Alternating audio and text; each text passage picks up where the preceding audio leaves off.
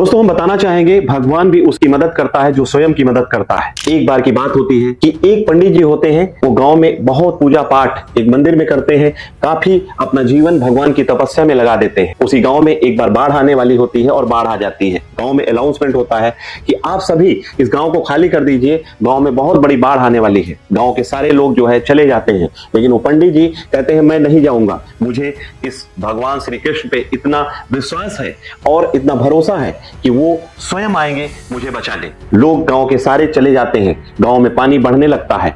लोग जो है नाव लेके आते हैं और कहते हैं पंडित जी चलिए, अभी भी आप बच सकते हैं। पंडित जी कहते हैं मुझे नहीं, आप जाइए, आप अपने आप को बचाइए, मुझे छोड़िए, मुझे बचाने तो मेरे भगवान श्री कृष्ण स्वयं आएंगे। उसके बाद पानी और थोड़ा मंदिर में बढ़ता जाता है, गांव में और बढ़ता जाता है।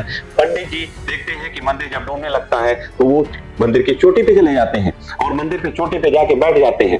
तब उन्हें जो है वहां से प्लेन वाले लोग आते हैं और कहते हैं पंडित जी अब आप ये मैं रस्सियां डाल रहा हूं उसको पकड़ लीजिए और अब भी आप बच सकते हैं। पंडित जी कह रहे हैं आप हटिए, आप हमारे और हमारे भगवान के बीच में आ रहे हैं। वो प्लेन वाले भी चले जाते हैं और उसके बाद क्या होता है, पानी ऊपर, पंडित जी ऊपर पहुंच जाते हैं। जब वहां स्वर्ग लोक में पहुंचे, जब वहां पहुंचते हैं तो पंडित जी से पूछा जाता है बताइए और सब बढ़िया रहा, अच्छा रहा, सब जीवन कैसा बीता।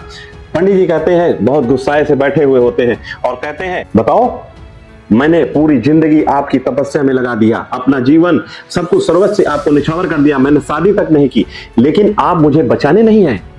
भगवान ने दिया एक रट्टा, कहा बचाने नहीं आए, अरे मैं उन नाव वालों के रूप में मैं ही आया था, उन गांव वालों के रूप में मैं ही आया था। मैंने उस प्लेन के लोगों को भेजा और रस्सियां डाल के आपको ऊपर करने की कोशिश किया, मैं भी उस रूप में। अब क्या तुम सोच रहे थे कि महाभारत का पूरा गेटअप पहन के आएंगे तब आप मेरे साथ चलोगे? ये गलती आपकी है। तो मैं बताना चाहूंगा अपॉर्चुनिटी वैसे ही लाइफ में कोई ना कोई व्यक्ति लेके आता है और उस अपॉर्चुनिटी के लिए हमेशा तैयार रहना चाहिए, क्योंकि ईश्वर स्वयं नहीं आता है, वो किसी ना किसी को किसी ना किसी माध्यम में पहुंचाता है। हमें उस अपॉर्चुनिटी को, उस व्यक्ति को पहचानने की जरूरत होती है, क्योंकि हम अपनी सफलता से जरा सा भी चूक जाते हैं और काफी दूर निकल जाते हैं। तो दोस्तों आप किसी भी व्यक्ति को अनदेखा मत करिए, क्योंकि हो सकता है वो जीवन में आपके लिए कितना महत्वपूर्ण हो सकता है, ये आप तो बाद में पहचान पाएंगे, आप ये बाद में जान पाएंगे। मेरी इस कहानी के माध्यम से सिर्फ आप तक पहुंचाने का यही उद्देश्य था। धन्यवाद, नमस्कार।